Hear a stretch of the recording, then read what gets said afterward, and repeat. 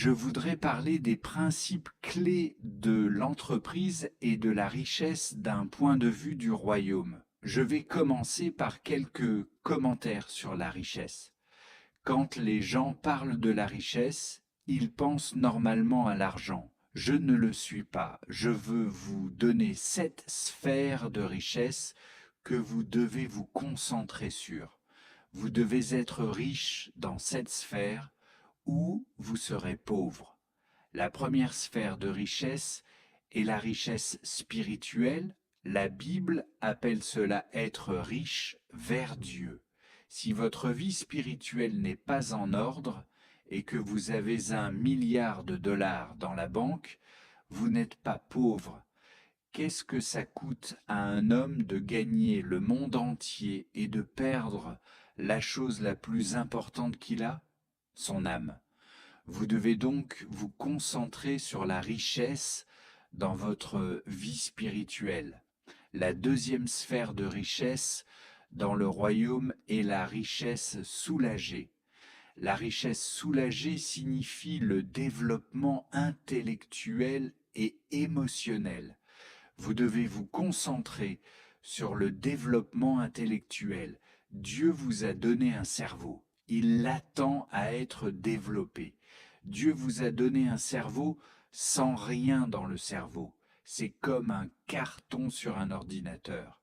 C'est à vous de décider ce que vous téléchargez. C'est appelé l'apprentissage. C'est important pour vous de devenir très riche dans votre âme. Votre âme consiste de votre esprit, de votre volonté et de vos émotions. Ce n'est pas à votre bénéfice d'avoir 1 milliard de dollars dans la banque, mais de ne pas avoir l'intelligence pour l'investir, ne pas avoir le savoir pour le multiplier, ne pas avoir l'intelligence pour l'investir. C'est pourquoi Salomon était intelligent. Quand Dieu lui a demandé ce qu'il voulait, je vous donnerai tout ce que vous voulez. Salomon n'a pas demandé de l'argent. Il a demandé de la richesse soulagée. Il a dit, donnez-moi le savoir, la sagesse et l'entendant. Plus tard, Salomon a écrit ceci dans son livre appelé Proverbes. Il a dit, la sagesse apporte la richesse. Un des étudiants de Jésus, son nom était John, a écrit un petit livre qui se trouve dans votre Bible. C'est le 3e John. Il a dit, j'aimerais que vous prospérez et que vous soyez en santé, même si votre âme prospère. Cela signifie que votre santé dépend de votre état mental. Votre prospérité dépend de votre développement soulagé. Je dis toujours aux gens, quand je les entraîne dans le business, que la richesse est en fait une idée. Ce n'est pas de l'argent. La richesse doit être la première chose dans l'esprit. Donc vous devez être riche dans votre âme. La troisième richesse que vous devez vous concentrer sur dans le royaume de Dieu, c'est ce que nous appelons la richesse physique. Vous savez, c'est intéressant que Stephen Jobs, l'un des plus riches hommes dans l'histoire du monde, qui a fondé Apple, un ordinateur avec un partenaire, il valait des centaines de milliards de dollars. Mais pas 1 dollar pouvait le sauver du cancer dans son pancréas, dans son ventre. Il est mort avec 1 milliard de dollars dans la banque. Il avait de la richesse physique, mais il n'avait pas de richesse physique. Peu importe combien vous connaissez, peu importe combien vous êtes talentueux, si votre corps se brise, vous êtes pauvre. C'est pour cela que John a dit « J'aimerais que vous soyez en santé ».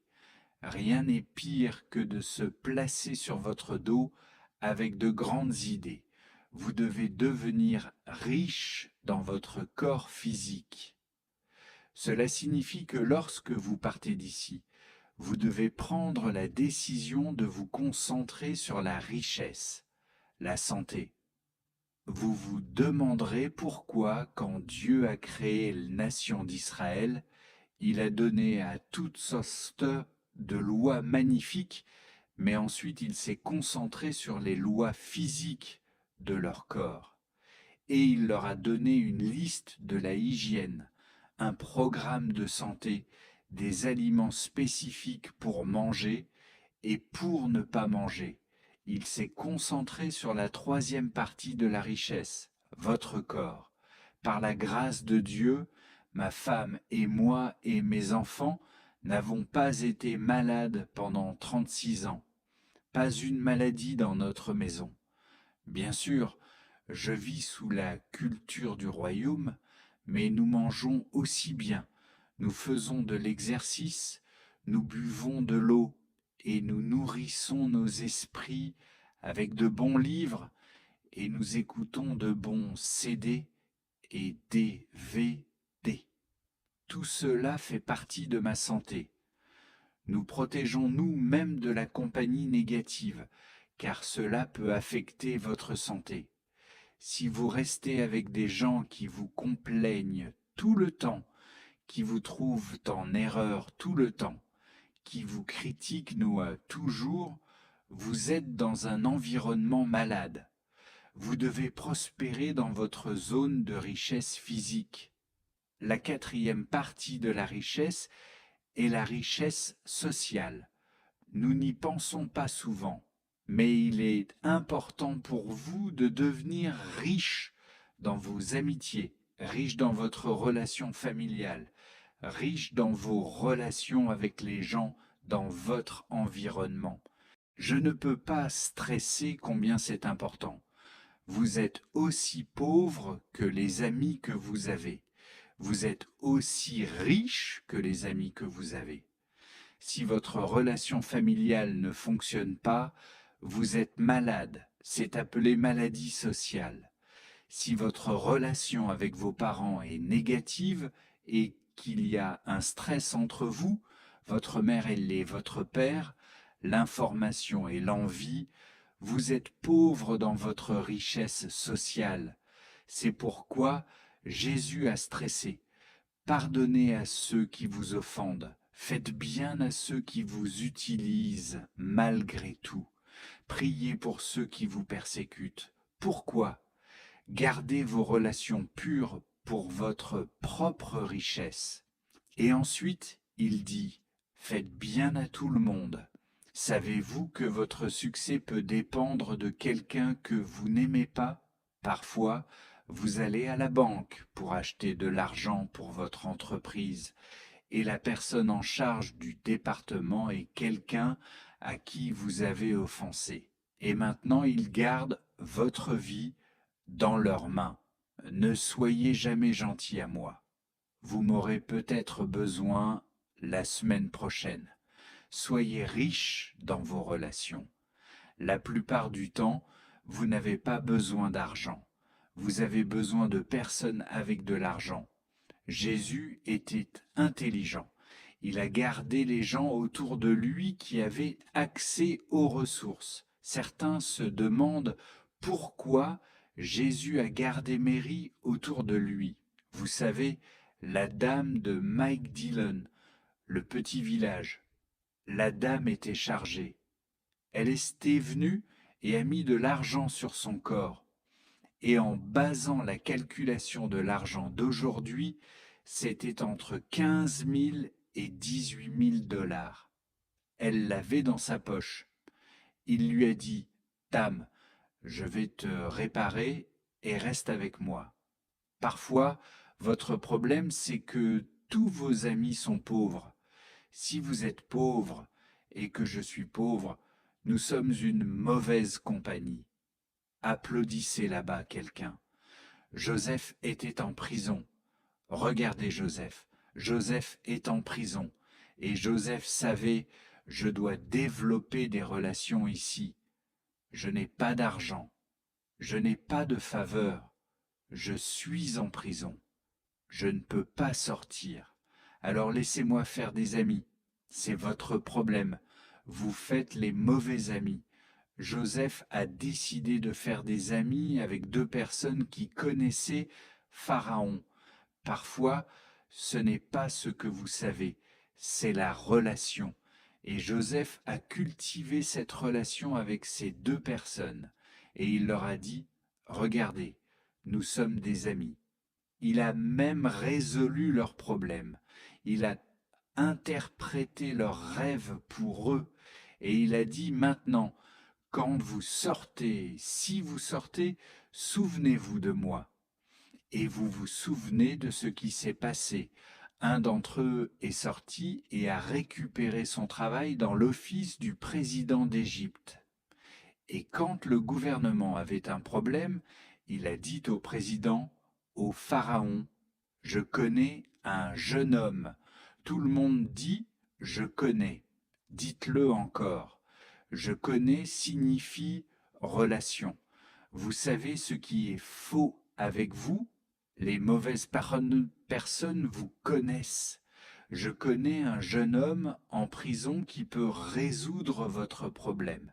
C'était une relation qui a porté Joseph vers le ministère primaire. Vos relations, ma femme et moi, nous protégeons en nous aimant l'un à l'autre. Je dois garder mon mariage pur. Je dois garder mes relations fortes avec ma femme pour protéger ma vie. La Bible dit que si vous êtes en colère avec votre femme, le Seigneur ne va pas entendre votre prière. C'est le pouvoir d'une femme. Elle peut fermer votre vie de prière. C'est dans la Bible. Donc si votre mari ou votre femme n'est pas là, ou s'ils sont là, vous devez parler à eux tous les jours et leur demander de garder les lignes de prière ouvertes. Vous avez des relations, vous devez être riche dans vos relations. Numéro 5, vous devez être riche dans votre vie influenceuse. Influence. Vous devez être riche dans l'area d'influence. Dieu veut que vous soyez riche dans votre capacité à améliorer le monde. Et vous faites cela en vous rendant valable. Quel genre d'influence avez-vous dans votre famille, dans votre communauté, dans votre église? Quelle est votre area d'influence? Vous devez être riche dans la cour d'influence. Si mon fils ou ma fille veut de l'argent d'une banque, tout ce qu'ils doivent faire, c'est utiliser mon nom. Ils n'ont pas besoin de filer des formes, ils n'ont pas besoin d'être investigés. Le pouvoir de la richesse d'influence. Jésus a souvent utilisé ce pouvoir. Il a dit, quand vous venez au Père, n'appelez rien à votre nom, parce que vous n'avez pas d'influence. Il a dit, si vous voulez faire quelque chose, utilisez mon nom, et mon Père vous donnera tout. Je me demande si votre nom est bon. Avez-vous développé votre nom? Vous l'avez protégé? Vous l'avez sécurisé? La dernière area d'influence que vous devez développer dans votre vie, si vous voulez faire une différence dans votre monde, c'est dans l'area de la richesse de la communauté. La richesse de la communauté. Vous devez être riche dans votre expérience de communauté. Cela signifie que vous devez pouvoir améliorer la vie des autres. Si vous aidez les autres à obtenir ce qu'ils veulent, vous allez développer de la richesse dans la communauté. Si vous résolvez les problèmes des autres, vous devriez devenir riche dans la communauté. Si vous aidez les pauvres, les destitués, les drogues, les abandonnés, vous développez de la richesse dans la communauté. Si vous vous approchez de ceux qui ne peuvent pas s'aider, vous devenez riche dans la richesse de la communauté. Et croyez-moi, mes amis, quand votre funéraille arrive, les gens vont parler de votre richesse de la communauté plus que de n'importe quelle autre richesse. Ils ne parlent jamais de votre argent à votre funéraille. Ils ne parlent jamais de votre voiture ou de la maison où vous avez vécu. Ils parlent toujours de votre richesse de la communauté. Et si vous n'avez pas de richesse de la communauté, votre funéraille sera court. Votre obituaire est votre richesse de la communauté. C'est ce que vous faites pour les autres qui vous rendent riches dans la communauté. Ce n'est pas la maison que vous achetez. Écrivez ça, s'il vous plaît. Vous ne vous souvenez jamais de ce que vous avez sauvé. Vous vous souvenez de ce que vous avez donné. Nous ne nous souvenons pas de Steve Jobs, des milliards de dollars. Nous nous souvenons de l'iPhone qu'il nous a donné. C'est ce qu'il nous a donné que nous nous souvenons. Ce n'est pas son argent. Ne vous concentrez pas sur l'argent matériel. Concentrez-vous sur la richesse dans ces zones et vous ne vous souvenez jamais. Numéro 7, la richesse générationnelle. La plus importante. Concentrez-vous sur le fait de devenir riche dans l'argent des générations. La Bible dit qu'un bonhomme laisse un héritage pas seulement à ses enfants, mais aux enfants de ses enfants. Vous êtes riche si vos grands-enfants peuvent bénéficier de ce que vous faites. Je répète, vous êtes riche si vos grands-enfants peuvent bénéficier de ce que vous faites. Si vous consommez tout pour vous-même, vous êtes pauvre. Ma femme et moi, quand nous avions planifié notre avenir ensemble, nous avons décidé d'acheter des propriétés pour nos grands-enfants, car nous voulions prouver la Bible. Nous avons donc acheté beaucoup d'argent avant que nos enfants soient mariés. Pas pour eux, mais pour leurs enfants. Nous les avons déjà achetés. Ils ont payé pour cela. Donc, selon Dieu, je suis un bonhomme. Un bonhomme fait quoi? Laisse un héritage à ses enfants. La richesse générationnelle. La richesse générationnelle. Si tout se perd avec vous, vous êtes un faillite. Si vous laissez un héritage pour payer vos enfants, vous êtes un mauvais homme, pas une bonne femme. C'est calme maintenant. Voyez, dans le royaume de Dieu, vous devez penser générationnellement tout le temps. Laissez vos enfants une blessure, pas une curse. Laissez-les des assiettes, pas un déficit. Certains d'entre vous prient à Dieu pour vous blesser avec des ressources matérielles. Et Dieu refuse de vous les donner parce qu'il attendait cette session, parce qu'il savait que vous n'étiez pas prêt pour la richesse. Vous la perdriez. Vous la consommeriez pour vous-même. La vraie richesse se trouve dans ces 7 zones. Retournez et enseignez-les à vos fils et à vos filles. Laissez vos enfants voir cette liste et leur dire « Ma chère fille et fils, c'est la richesse. » Tout d'abord, devenez riche vers Dieu. Ensuite, laissez votre âme devenir riche. Lisez, étudiez, apprenez, grandissez et achetez des livres de Dr Munro.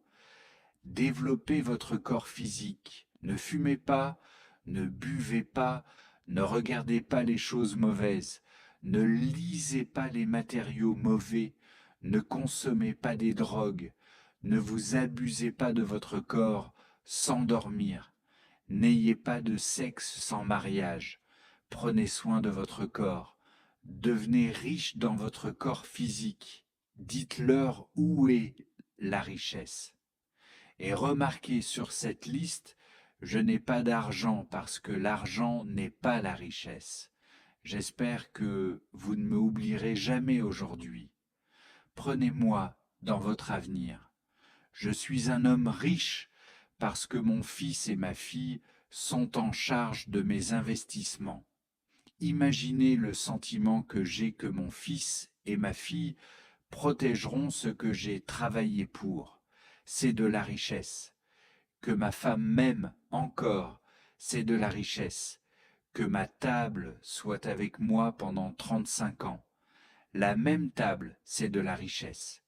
Que mes amis qui l'ont eue soient toujours avec moi pendant 50 ans, c'est de la richesse. Et les nouveaux amis que j'obtiens peuvent être des assets pour ma vie. C'est de la richesse. Écrivez ça, s'il vous plaît. La pensée riche. Je vais voir maintenant qui est dans la salle. Il y a 3 types de gens dans le monde. Il y a les pauvres, les riches et les riches. Ils sont complètement différents. Si vous voulez savoir comment les pauvres pensent, les riches pensent. Et les riches pensent. Écrivez ça. Les pauvres pensent toujours à l'argent. Ne regardez pas. Il y en a un derrière vous. Ne regardez pas. Regardez-moi. Tout ce qu'il parle, c'est de l'argent. Je n'en ai pas assez. J'ai besoin de plus. J'ai besoin d'être élevé. J'ai besoin de plus d'argent. Je n'en ai pas assez. Je ne peux pas payer ça. Oh, si j'avais plus d'argent. Oh Dieu, donne-moi de l'argent. Oh, blesse-moi de l'argent. C'est de l'argent, de l'argent. Ce sont les pauvres. Les riches sont différents. Ils pensent à des choses. C'est mon voiture, c'est mon vêtement, c'est ma maison. Est-ce que vous aimez mon sac? Regardez mon vêtement. J'ai une belle blouse. Regardez mes chaussures. J'ai du tennis. Regardez ce beau bâtiment. Il parle de choses. Regardez mon bateau. Regardez mon yacht. Ce sont des riches. Ils sont des fous. C'est tout ce qu'ils parlent, de ce qu'ils ont.